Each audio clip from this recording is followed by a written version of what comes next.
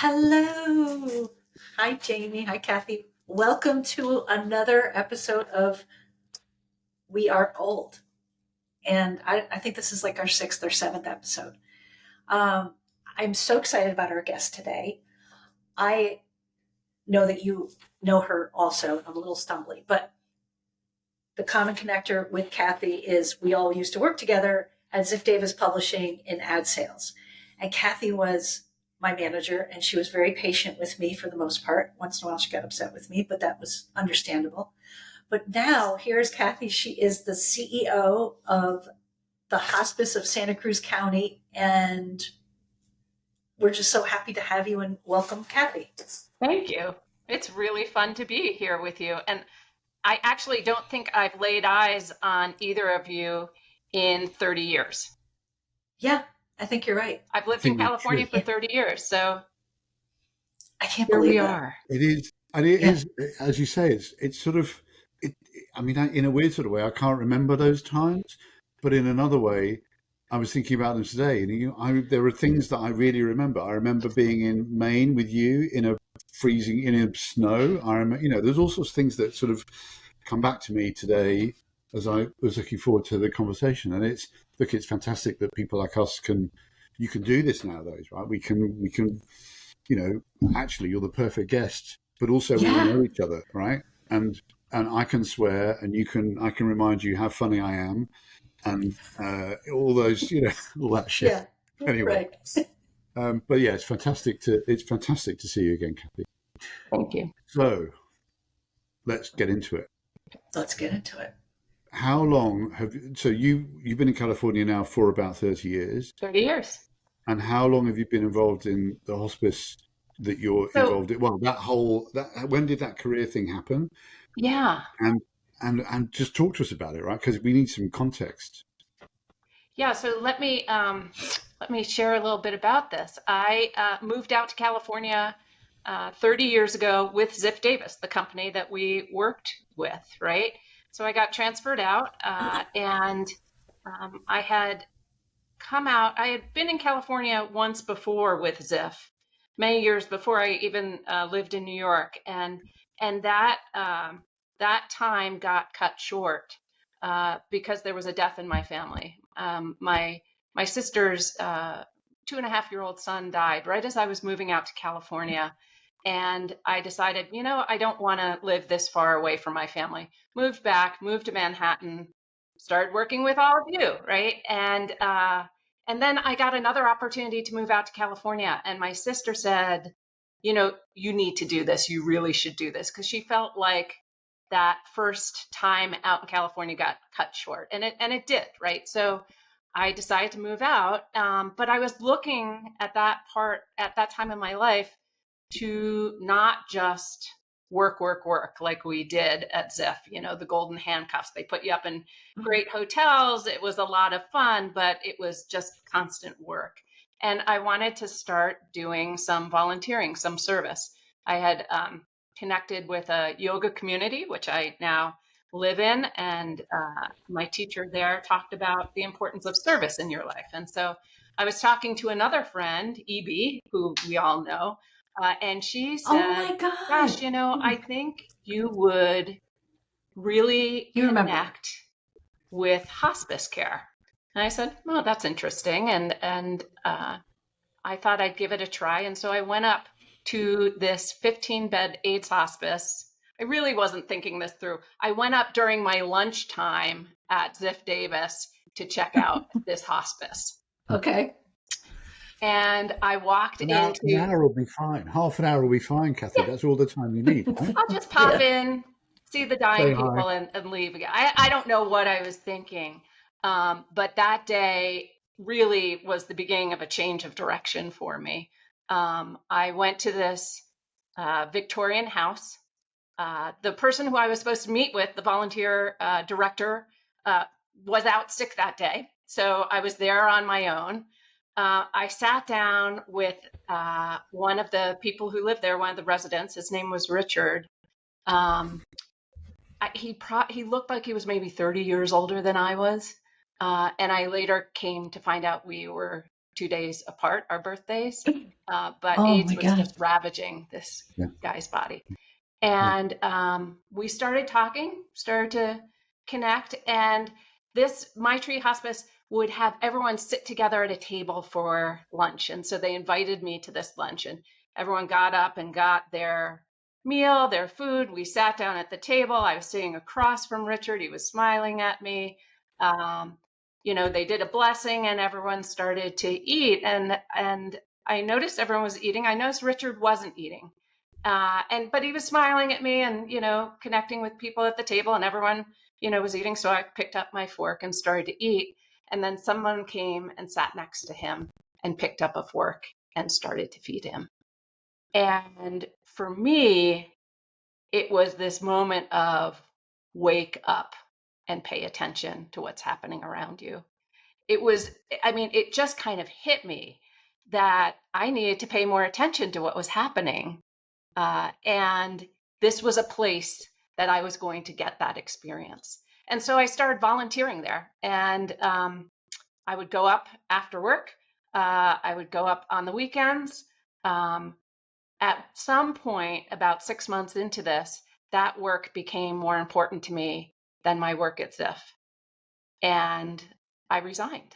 And I remember calling my dad. Wow. My parents were back east. And I told them I was just going to take some time off and volunteer at this hospice. And my poor dad, he was like, "They're not asking you to leave, right?" I'm like, no, they're not asking me to leave. I just want to do something different. But I didn't know Yeah. what it was. And I wound up taking a year and a half off, living in San Francisco and volunteering and working full time, Yeah. volunteering at this hospice Yeah. full time, because I wanted to be around not death. I wanted to be around what I perceived as real. And Okay. so that work is where I was seeing that. So what's the real for you then? So, I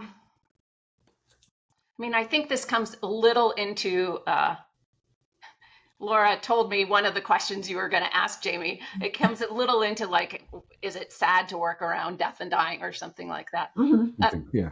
What I found is that when people don't have much time to live, the surface conversations, I haven't found a better way to say it except for the bullshit, falls Yeah. away. Yeah. And it drops away pretty quickly. And you Yeah. get to meet people on this heart level that it can take years Yeah. to meet people that Yeah. way. It can take years to form that relationship. And yet when people don't have much time to live, like there's no time for that.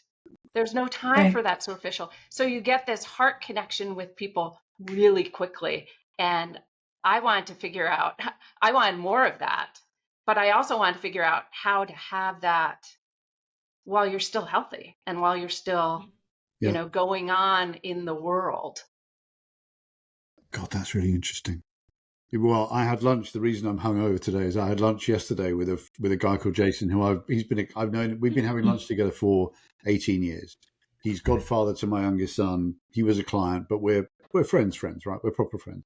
But when we first started having lunch together, we said to each other, because we're both very British, we said, we're not in a rush to get to know each other. We've got time. So I still find things out about him now because we just go out and get drunk and talk bullshit to each other so we're absolutely not looking for real. We're looking to extend the formality of a friendship but underneath it, there is this very real love between us and our wives and whatever. But that's fascinating that yeah, I think that's really interesting. It's so powerful the way that you talk about it as well. Yeah, but so, when you talk about that relationship, I would say that's real too. It's the Yeah, that's autopilot what I was that thinking. we go on. So, I'll Yes. give you another example. I love telling the stories because I think it brings these teachers of mine back to me. You know, as a volunteer there, I was going into My Tree one day, And they have this big living room. It's a beautiful place for people who don't necessarily have a place that they can live at the end of their life.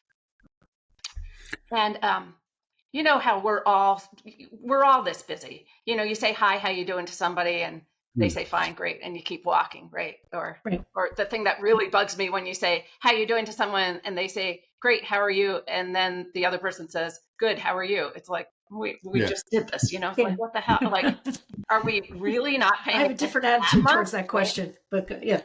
So I walk in one day, I was busy. I was later than I wanted to be or something. And I walk through the living, like I'm breezing through the living room, and I see this guy, and I said, hi, Bill, how you doing? And kind of kept walking.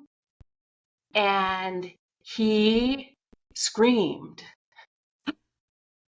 I'm dying. Oh my God. Listen to me, see me. That was my reaction too. Like, oh my, I didn't say, oh my God, but I stopped in my tracks. And I walked over and sat down, and I didn't say anything for a few moments. And then I said, yeah, yes. And it was see me. Don't hi, how you doing? I want to share something with you. You just made me think of, see, I'm a therapist now. Yeah. Okay. So I was welcome to my fucking world. I get therapied all the time by her, Cathy. There's no helping him. I'm signing up. I was in ad sales for a long time. And then I went into event planning, and I was working at Fairfield University in the alumni office. F you. And F you, if you will. And it was just so unfulfilling. I felt like something was missing. And then in 2009, my brother took his life. He had been suffering with bipolar disorder, and it was just tragic. And I was like, how can I do more? How can I help in life? And my father had been diagnosed with Parkinson's disease, and he was still in there, but he couldn't communicate, and people treated him differently. And I wanted to be there for him. And like I would say, are you still in there? And he would go, yep. And I'm like, okay. So then I would just talk to him like I always talk to him. And then I was like, all right, how can I do more? How can I help more? How can I help others? And I was working at Fairfield U, and I had a tuition benefit, and I'm like, oh, let me go check out some classes. And I went to the intro class on marriage and family therapy, and I'm like, oh, this is it. This is what I need to do. Yeah. So there's my reel. And so for the past however many years, I have been uncovering real with people, trying to help them figure things out. And it's amazing how, I believe I'm doing a good job, and at first I felt like I was faking it, but now I feel like it comes to me pretty easily. And I really like meeting people where they are and giving them what they need and just being present for them. And holding the space, right? I mean, you can't change anyone, right? And that's the same thing, working with people who are close to the end of their life. They are the experts in their life. Yes. We are the experts. We're the experts in the end of life, right? Yes. So we can come in and I talk a lot about the mastery and the mystery. And I think this comes into what you're saying a little bit, Laura. The mastery is we are experts in end of life care. We know how to manage pain and symptoms. We know how to prescribe or deprescribe medications if somebody's not on the right. We know how to do all those technical things, right? And that's the mastery. But there is this mystery that we are accompanying people in, right? And that mystery involves forgiveness that happens at the end of life. It involves, healing that happens at the end of life. And it involves the moment of death itself, which none of us know what that's about until we are there. And so we are constantly holding this mastery and mystery of knowing how to provide care for people, but they're really the experts in their life. And all we can do is provide some tools and accompany them on the journey. Well, it sounds like you guys take a holistic approach to dying. That Well, it's I not mean, just the meds and it's not just the diet and everything like that. It's like, all right, what do you need? You're meeting them where they are.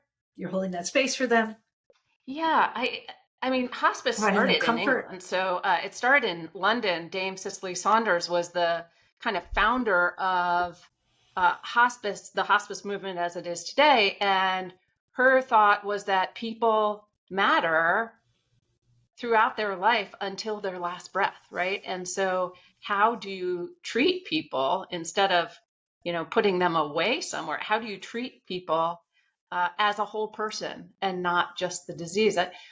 Yeah. You talk about your dad. My dad died just coming up on 19 or 20 years ago.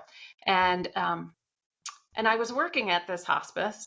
I had just started a couple of years in, and I flew back. My father had a surgery that didn't go well. He was in the ICU. I flew back to be with him in the ICU and with my family. The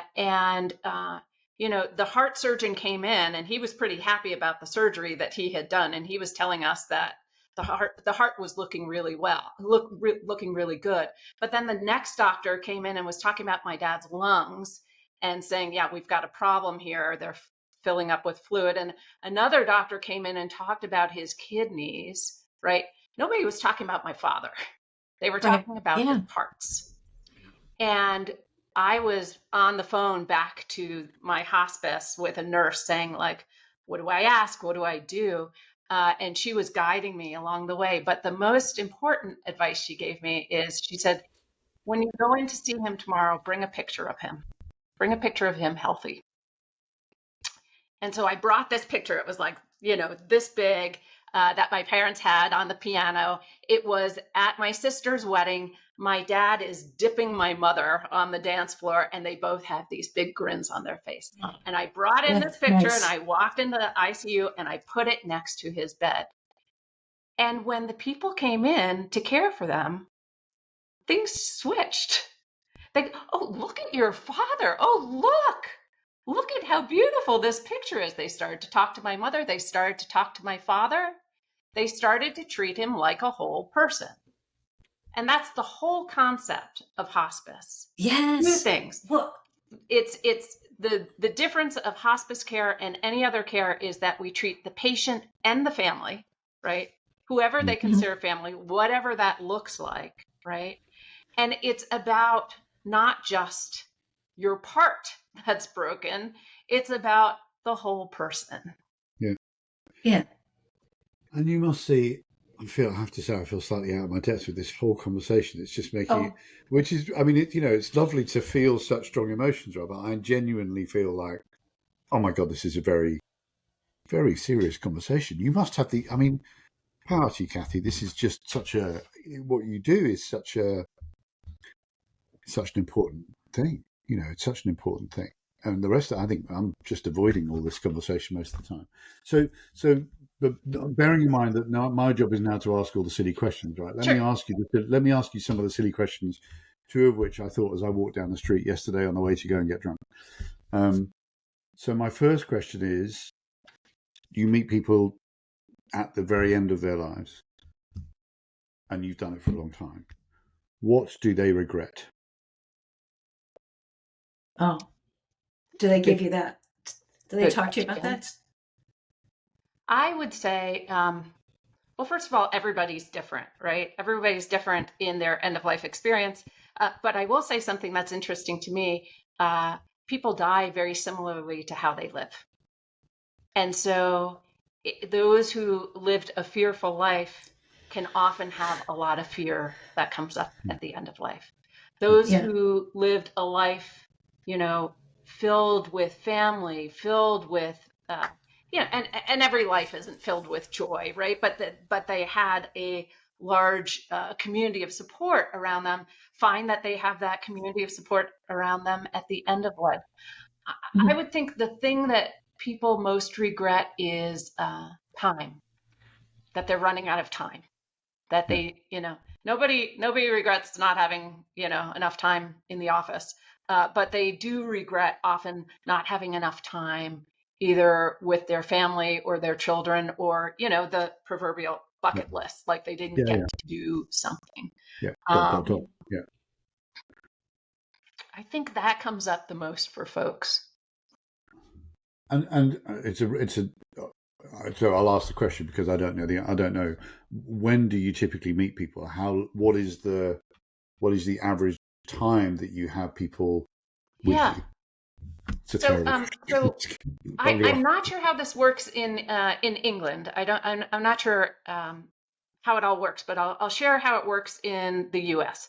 Um, Hospice is a Medicare benefit, so Yes. anyone who's of Medicare age, this is a free service to them.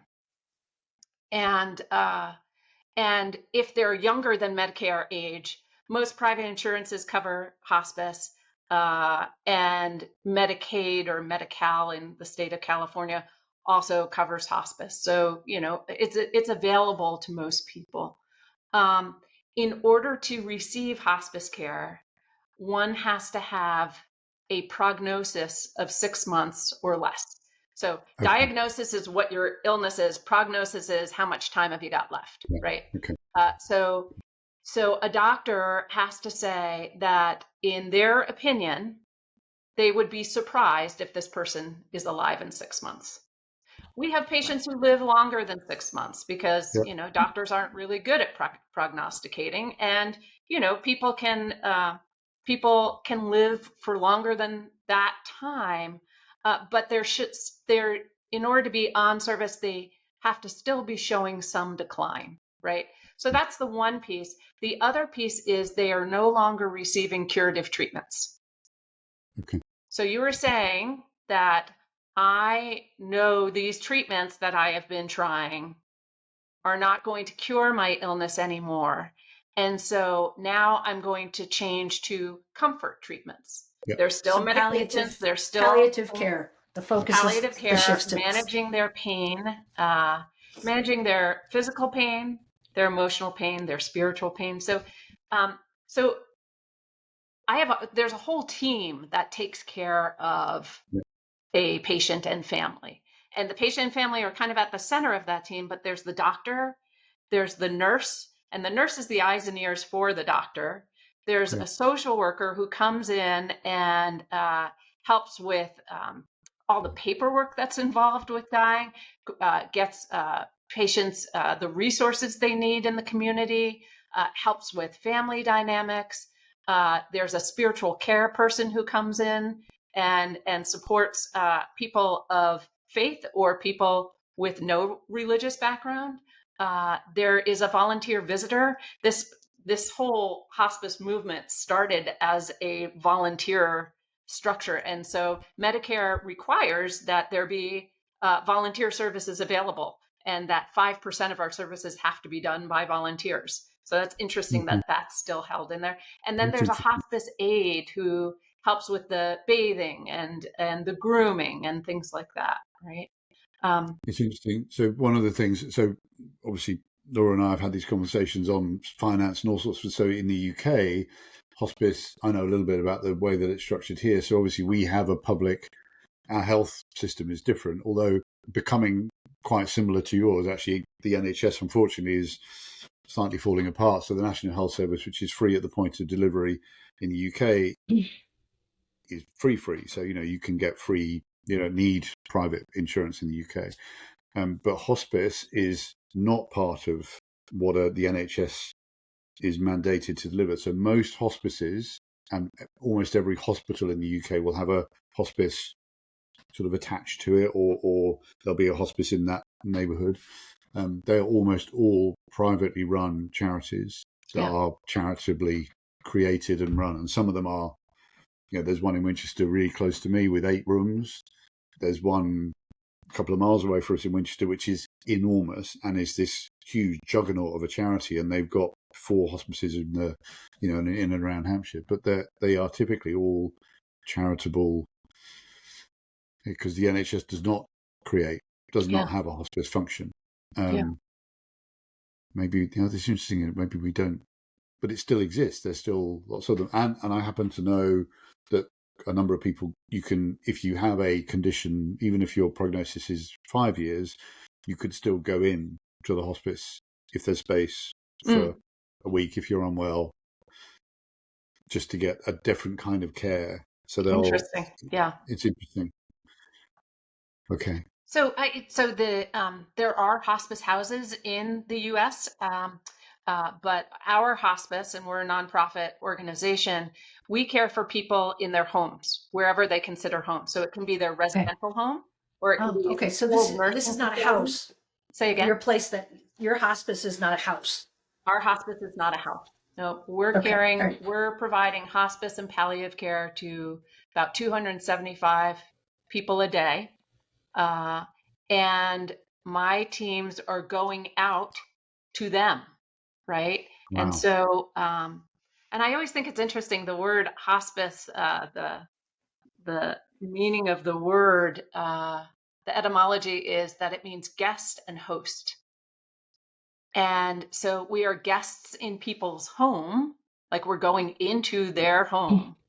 But we are the hosts of something that they often are very unfamiliar with, which is, caring for somebody you love who is dying. Yeah. And we know how to do that. And so we come into their home, help them, and then we leave, right? We leave every day. We come in for an hour or so. So what we're doing is training the family so they can care for the person they love in their home. Right. And to learn more about actively dying, those stages, Yeah. what it looks like, how to help. That's right. I went through this with my dad, so I remember. Yeah. And he was like textbook. They're like, okay, now he's doing this, and now he's doing that. He is actively dying. Yeah, actively dying. That's actually a term. And we have this booklet that we'll leave at the house that says, these are the things you can expect to see in the final months. And these are the things that you can expect to see your loved one doing in the final weeks and the final days and the final hours and the final moments. And so our team will come in and say, because somebody will be having this strange breathing, which is really scary to hear. And it's actually just the natural part of the last day or so. So we can show you in the book. And so this is, you are doing, we'll say to you, Laura, you are doing a great job caring for your dad. And things are going just as, and even when they're not doing a great job, we'll work with them and we'll say, you're doing really well. Like, because this is the hardest thing that they will probably ever do in their life. Well, you were saying how people they die how they lived. Yeah, and that was my father. Yeah, he was textbook. Yeah, it was like he's going to do it the way that it's supposed to be done. It's almost like someone handed him that book. Yeah, he's like, okay, now it's time for me to do this. So now I'm going to do the shallow breathing, and now I'm going to do that. Very impressive. Okay, but I have a question for you. Okay. All right, and I want to go back to your point about treating older people, and I'm going to focus on older people because I know hospice applies across the board. But since our podcast is "We Are Old," we're going to focus on old. That's great. So you talked about putting that picture by your father's bed, and then the script flipped, and people started treating it better. One of my biggest fears is that I'm going to get treated like that someday, that I'm going to be irrelevant, completely irrelevant, and not treated with dignity, and having all my accomplishments and the person that I was, or probably still is, that I'm not going to be treated that way anymore, that I'm going to get swept under the rug, so to speak. So it sounds like that is a big part of your work, that you, like you said, you treat them like a person. So yeah, I don't know how to phrase the question. No, do you know where I'm going with this? Gosh, a couple of different directions. I think I'll share about my hospice particularly, and I'll I'll talk about kind of our secret sauce a little bit. Mhm. I don't want other hospice organizations to know this, but they'll do what they do. But we have something on our team. When I talked about that whole team, and whenever they're Yes. going in to see a patient, they're charting on the patient because we have to have, records of everything that we do. We have to document everything we do. Um, and they do that on an iPad so that the next person who's coming in can look at that chart before they go in. Sure. Um, and one of the things that we have at our hospice that they have to chart, it's called one detail. And we find out one detail on your visit about the patient that has nothing to do with their illness. I love that. So that you can treat them like you're saying as Yeah. a human. So I'll give you this Yeah. beautiful example of this. We had a patient last year who the one detail that we found out was that he was an avid fisherman, loved to fish, right? So, when people went, they talked to him about that, whatever. So one day our hospice aide is coming in and he's going to be giving this patient a bath. And he shows up at the home and the patient is completely agitated. Like something must have been wrong with the meds that he was on or something, but he had a high level of agitation. And it was clear to our aide that he wasn't going to be able to bathe him in this condition. So the first thing he did was reach out to the doctor and the nurse to let them know that there was agitation so they could, find out whether his meds needed to change. But then he had looked at the chart and knew the one detail was that this guy was a fisherman. And he pulled up a fishing video on his iPad and gave it to the patient. And the patient started to watch it and to relax. And so as he was relaxing, this hospice aide started to bathe him, right? And so he took the one detail that he knew about this man and helped with his agitation. He also did the important things of calling the doctor and nurse to see how we might change his medication. But that's an example of like know the people that you're working with, right? And know what non-pharmacological interventions we can do, right? We don't have to do medication for everything, right? That's why we have a music therapist who comes in. That's why we have, a pet therapy program where people bring in pets that they can connect Love with. that. Yeah. These things matter to people, right? But Yeah. back to, so that's like one side of your question, but the other side of your question is, it's really important that anyone over the age of 18 have an advanced healthcare directive. And an advanced directive is a document that states what you want at the end of your life, specifically when you can no longer speak for yourself. So there are two things that you need to complete in this. Who is going to speak for you when you can't speak for yourself? And you need to choose one person. You can choose a couple of other people under who can support that person, but our medical system is going to want to talk to one person who's in charge if you can't speak for yourself. So choose who that is, and we can talk about how you even choose that because that can be challenging. And then what do you want them to do? Like what things are important to you at the end of your life? And it sounds to me, Laura, that by your question, you want to remain relevant. You want people to know something about you. So, you can put that in an advanced Go ahead and directive. laugh. Yeah. I'm not laughing. I just wait. want to say Laura does not want to go quietly. I don't. No, but I think that's kind of what you were saying, right? You want to go saying, Well, all right. So you're what dragging Cathy me out brought of up, here you're dragging me out of here I do not, I don't want to go. I'm clean, do you know what I mean? But here's one of my takeaways. Cathy brought up that one detail. So I was thinking about what my one detail would be. And I'm curious what yours and Jamie's one detail would be. So give it a think, Jamie. We'll come back to you. So I know it's going to take you a while. Cathy, what would be your one detail? I love that, and I'm going to use it in life. But go ahead, Jamie. Think. I know it's hurting your head. Think.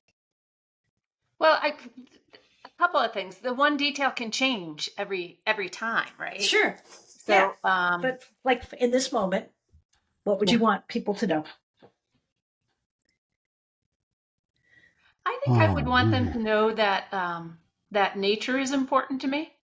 And so if I can be, that I want to be at home, and that if I can be outside, on our back deck or in the yard, surrounded by nature, that's going to be important to me.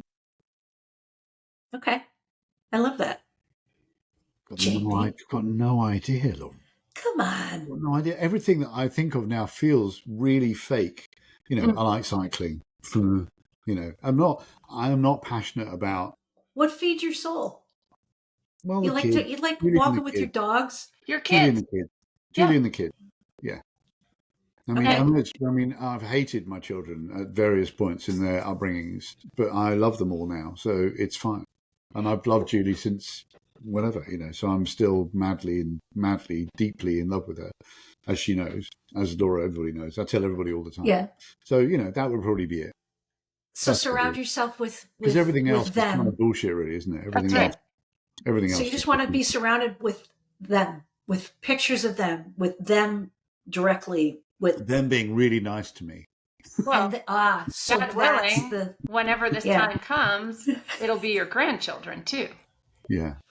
But would you want them to treat you really nicely? Because you're kind of, No, I don't really know. You're kind of snarky. You want that. But I think the other thing is that, Laura and I both have dogs. I'd like to see the dog. The dogs are important, right? The sort of what the dogs give you and the excuse to go out and muck around. That's nice. I don't think my dogs would leave my side. You don't? If I was like that. I don't. I have 3 dogs now, Cathy. 3.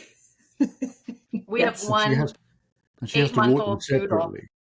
Oh, you have a what? You have an 8-month-old doodle. Oh, she just lifted her head. You talking about me? So you're in peak crazy, young dogs. Okay. Yes. Whereas Laura's are old neurotic dogs. Fair? One of them is 4 and the other 2 are almost 10. So dogs would be important.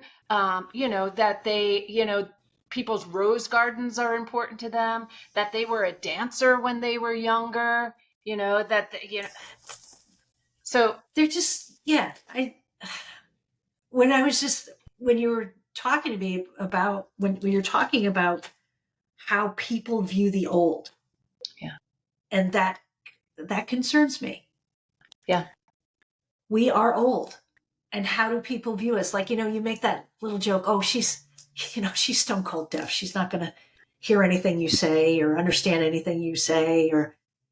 But at one point she was, I'm just making a metaphorical thing, that she was a dancer. She had this life. She dated. She drank. She partied. Yeah. And don't give up on people. I went to see, so, I don't do direct patient care, right? I run the organization, but I try and get out with my staff at least once a month so I can be connected to why I do this work in the first place, right? Because it's not for the spreadsheets. It's not for the business reason, right? And so I went out with our music therapist and we went to a facility where this woman lived. And she told me a little bit about the woman. But she doesn't have many visitors. Her daughter lives in another state.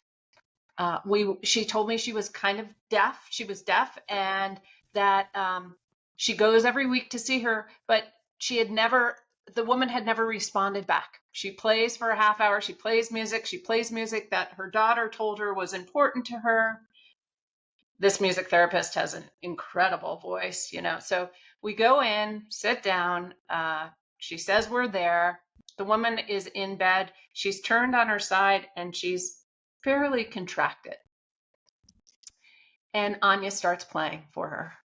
And she sings song after song. We're there for about a half hour. Sometimes there's a little moaning. Sometimes she turns a little, but that's the level of interaction, which is a normal interaction. We're getting ready to leave. Anya leans down next to her, says goodbye. Well, she says, I'll see you next week. The woman opens her eyes and says, Tuesday.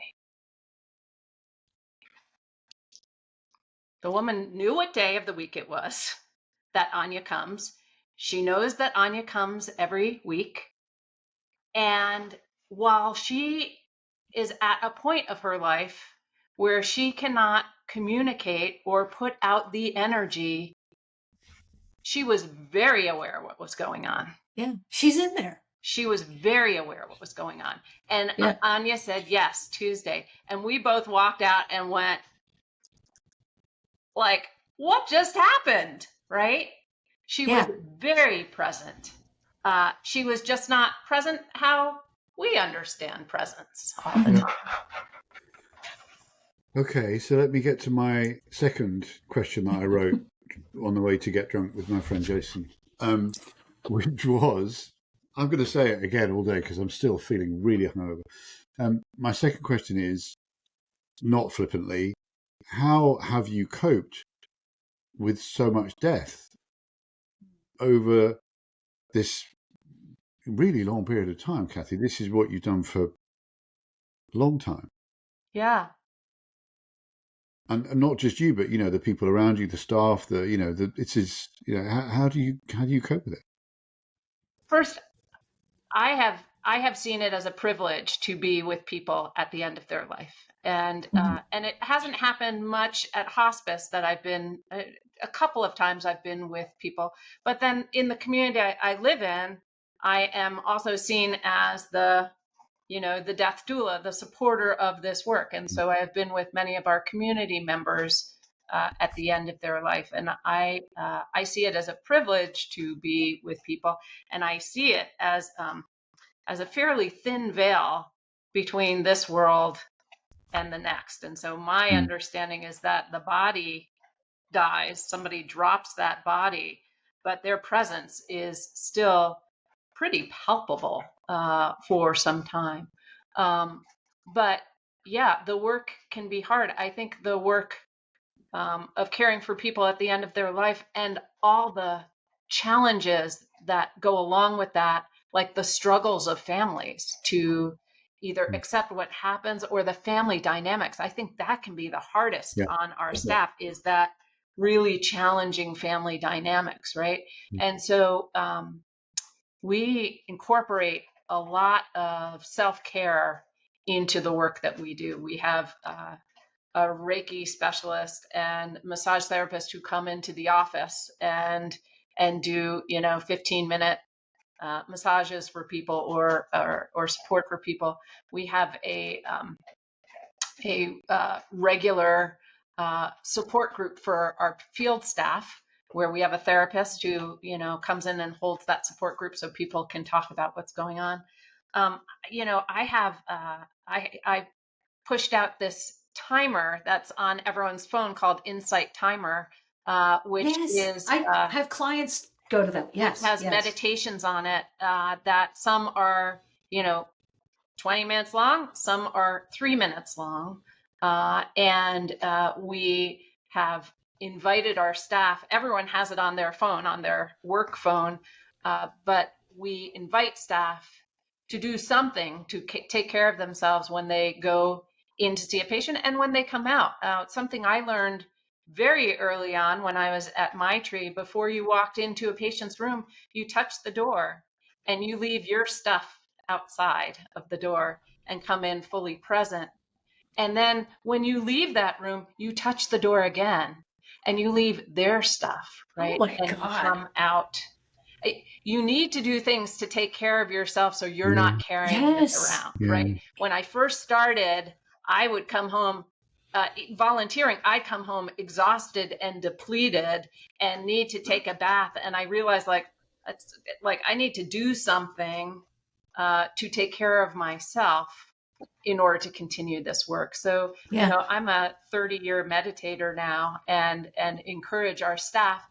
They don't have to do meditation every day, but they need to do something to take care of them each day. They Do you care do of themselves so TM? they can continue to do the work. It's like, when they say, put on the airplane, put on your own mask before you help your child or your loved one put on their mask. It's like, what are you going to do to take care of yourself in order to be able to take care of others? Yeah. Yeah. Do you do TM? Is that the kind of meditation you do? No, or are you just like, I know TM, but I practice classical Ashtanga yoga, and meditation is a part of that. But my teacher, there's many sayings that are associated with Baba Hari Das, my teacher. But one of the things that I held and brought into my leadership at Hospice, one of his sayings was, work honestly, meditate every day, meet people without fear, and play. And so I feel like those four are like excellent leadership stones as well. Work honestly, like choose the work that you do. Yeah. Are you doing good for other people, or does it fulfill you? Meditate every day, either have a meditation practice or do something to center yourself so you can do this work. Meet people without fear. That's our staff going into families' homes, but it's also, us working in an office. Meet people without fear. How do you have those crucial conversations that you have to have with people sometimes that, hey, you're not meeting the expectation or whatever, say what needs to be said and don't hide it. And play, let's also have fun doing this. Let's celebrate, let's celebrate our accomplishments. Let's go out and do something fun. I mean, we were creating this cookbook for hospice some years ago, and, we were trying to come up with a name, and it was this funny little chaplain who said, what about recipes to die for? And it was like, oh my gosh, that's hospice humor, right? That's good. We didn't Yeah. use it, Yeah. but how do you not take things so seriously? Well, I'm glad you said that, because my phrase yesterday was I nearly wrote to Laura, is there gallows humor in what you do? I wasn't sure if that was a phrase that would translate, because obviously gallows humor is a medieval British thing. But you spoke when you talked about why you started doing this so powerfully when we started this conversation, and obviously now I understand that you're, this is not a small organization. You're, as you say, there's spreadsheets and there's a huge amount. Does it still give you what it gave you at the beginning? It does when I can connect with people. And a lot of my work is connecting with people. So whether it's directly with the patients or family, or whether it's supporting our staff so they can do that work. But the thing that happens in hospice is if I wear my badge into like the grocery store, if I go out to the store at lunch or at the end of the day, people will come up to me and say, I just have to tell you what a difference you made in our lives. And they'll start telling their story. And so if you don't want that, take off your badge. But if you need that, sometimes walk in. I mean, even, I was at the checkout stand, checking out my groceries, and this woman kept looking at me and then looking down and looking at me and looking down. And I wasn't quite sure what was happening. And then as she was finally bringing me up, she says, I just want you to know how much of a help you were for my mom. And, she was just trying to hold it together and do her job, but she wanted to stop and say that. And I think what happens a lot in death and dying is that we've created this fear around it and sadness around it. I can't tell you how many people who are labor and delivery nurses then go into hospice. It's the same rope just Yeah. different ends, right? Well, And so because basically none of us know about birth and none of us know about death exactly. until it happens. And by that point, the death one, it's too late. Yeah, Okay. but we plan for the birth and we celebrate the birth. Yeah, we do. And Yeah. so many people do not plan for what is going to be, the most, besides birth, the most sacred part of their life, right? Yeah. And so how can we open up discussions? And so that's a lot of what we do too. And that's fulfilling to me. We hold death cafes monthly where people just come and sit around and talk about death, talk about whatever's coming up for them around death. Some people are sick who are coming to this. Some people who have just been caring for somebody. Some people are just young and want to explore it and just want to be able to talk to people about it who aren't going to think they're, crazy or Yeah. sad or, how do we normalize this more? Yeah. It sounds like your cup is full. Yeah, my cup is across your life, like everything with your work and personal, and yeah, I love it. I feel very I was going to say I feel very blessed. I do feel blessed, and it's life, so it's everything. I was at this conference yesterday called End Well, and it's all about how we look at end of life differently. And it's like TED Talks. Check it out. It's endwell.com or something like that. They had this woman speak yesterday who has metastatic breast cancer. She was dressed in a suit. She was walking the stage, bald as can be. And she was talking about those T-shirts that you see people wearing that, have sayings on them, right? And she's like, God, they're all over the place, and they'll say like, be happy. And she's like, yes. And like, also be real, right? And so like, how do you hold both? And it was this really interesting thought of, she saw a sign in the cancer center that she walked into that says, hope lives here. And she said, yes, but fear lives here too. Mm. And wouldn't it be great if all was welcome? Right. Yeah. And so, not to like sugarcoat these things and just say, yes, I'm everything. Right. Yeah. Sometimes I'm doing great. Sometimes this is the hardest thing I've ever done, but that's life.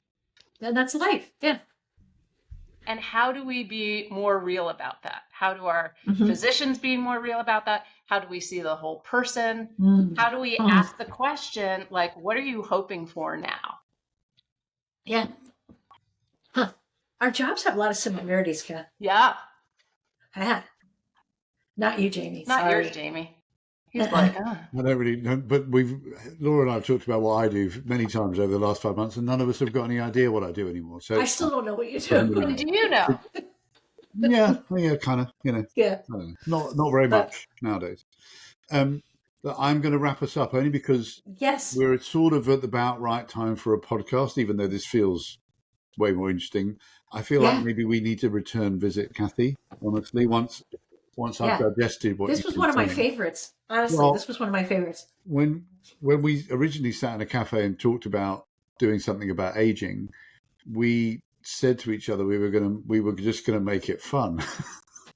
and we were just gonna help people who were approaching, 59 or whatever it is. I'm 59 to 70. As your body starts to fall apart, we were going to talk about, and we appear to have spoken about. We appear to have not done that, but they're far more interesting conversations than I thought we'd ever be having. I have so many takeaways from today. It's fascinating, and it's also lovely to feel a really powerful, uncertain emotion about this. Yeah. I mean, I felt really, really strongly while you've been speaking today, and it's something I need to go and think about. So I'm sure I'll need to come back once I've digested it. It's been really fascinating. Yeah. Well, I concur. We can always follow up on a podcast, but we can just follow up on Zoom together and catch up again. Yeah. it's been lovely to see you. And yes, we must definitely say hello properly because, 30 years is a fucking long time. It's a long time. That's a really Mhm. long time. It's lovely to see you, Cathy, and lovely to, and like a fascinating conversation. So, let me wrap up and say goodbye. Goodbye, everybody. Say goodbye. Thank you, Cathy. Thank you. Thank Lovely you. to be with you both. Yeah, I agree.